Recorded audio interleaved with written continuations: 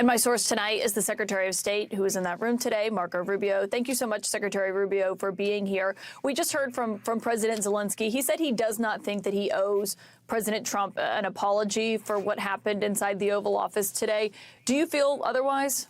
I do, because you guys don't see, you guys only saw the end. You saw what happened today. You don't see all the things that led up to this. So let me explain. The president's been very clear. He campaigned on this. He thinks this war should have never started. He believes, and I agree, that had he been president, it never would have happened. Now here we are. He's trying to bring an end to this conflict. We've explained very clearly what our plan is here, which is we want to get the Russians to a negotiating table. We want to explore whether peace is possible. They understand this. They also understand that this agreement that was supposed to be signed today was supposed to be an agreement that binds America economically to Ukraine, which to me, as I've explained, and I think the president alluded to today, is a security guarantee in its own way, because we're involved. It's now us. It's our interests. That was all explained. That was all understood. And nonetheless, for the last 10 days, in every engagement we've had with the Ukrainians, there's been complications in getting that point across, including the public statements that President Zelensky has made. But they insisted on coming to D.C. This agreement could have been signed 5 days ago, but they insisted on coming to Washington. And there was and should have been a very clear understanding. Don't come here and create a such scenario where you're going to start lecturing us about how diplomacy isn't going to work.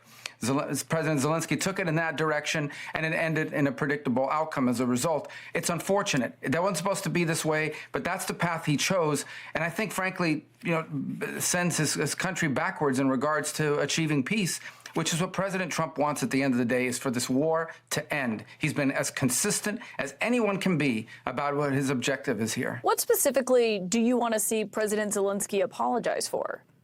Well, apologize for turning this thing into the fiasco for him that it became. There was no need for him to go in there and become antagonistic. Look, this thing went off the rails. You were there, I believe. It went off the rails when he said, let me ask you a question to the vice president. What kind of diplomacy are you talking about?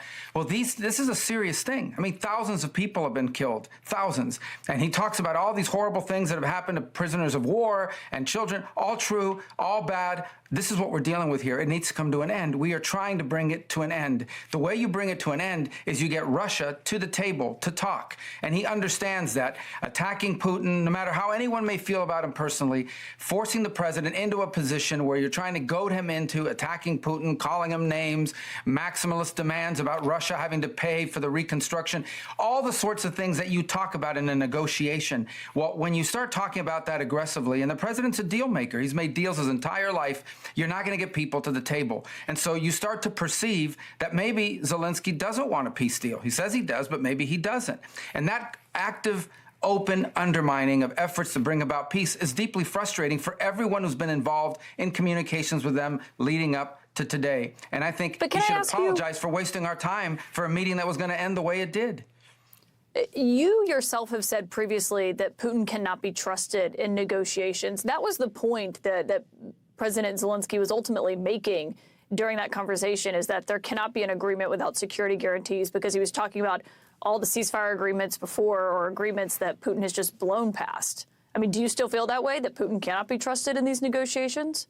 Well, I was there yesterday when the president said in front of the media that our approach is going to be trust but verify. President Trump's made deals his entire life. He's not going to get suckered into some deal that's not a real deal. We all understand this. We understand it on our end for certain. And so the goal here is to get to a place we have to explore whether peace is possible. I've said this repeatedly. I don't know. I think it is, based on what they've said so far, but we have to explore that. How else is this war going to end? I ask people, what is the European plan to end this war? I can tell you what one foreign minister told me, and I'm not going to say who it was, but I can tell you what one of them told me, and that is that the war goes on for another year, and at that point, Russia will feel so weakened that they'll beg for a peace. That's another year of killing, another year of dying, another year of destruction, and by the way, not a very realistic plan in my point of view.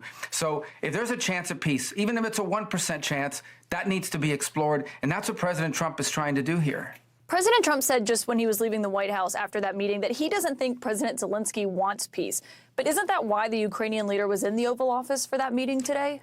Well, he was in the Oval Office to sign a minerals rights deal. That's what he was in the Oval Office to sign today. But again, when you have comments that deliberately appear to be deliberately, I mean, after having discussed this repeatedly, deliberately appear to be geared towards making the argument that peace is not possible. You know, again, he turns to the vice president. What kind of diplomacy are you talking about? Almost as if to say, these people, you can't deal with them. You can't have any negotiations with Putin because he can't be trusted, and you're just wasting your time on negotiations. Well, he's directly, basically undermining everything the president has told him he's trying to do. Look, there's no need for that. You start to suspect, does he really want an end to this war? Does he just think that, you know, we have to do whatever he says and give him anything he wants without any end game? That was the Biden strategy. That was the Biden strategy. We were funding a stalemate. We were funding a meat grinder. And unfortunately, for the Ukrainians, the Russians have more meat to grind, and they don't care about human life. We've seen it, human waves, the North Koreans, etc. And so this is a very complex thing. It's very delicate. It's very costly. It's very bloody. It needs to be brought to an end, but it isn't going to be brought to an end with public pronouncements and maximalist demands in the public, but in real diplomacy. The vice president was right. When you say they don't care about life, are you talking about the Russians or the Ukrainians?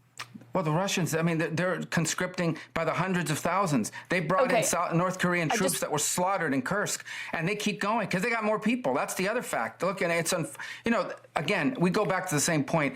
I'm not going to fall into this trap of the who's bad and who's evil. People can make those conclusions. People have seen how this narrative has played out and where we are today and how this all started and so forth. The point now is it has to end. And the way it ends is you get people to a negotiating table, and the president, who's the ultimate deal maker, knows you don't get people to a negotiating table when you're calling them names and you're accusing them of things, because at the end of the day, this is not a political campaign, okay? This is high-stakes international diplomacy and an effort to bring about an end to a very, very dangerous war.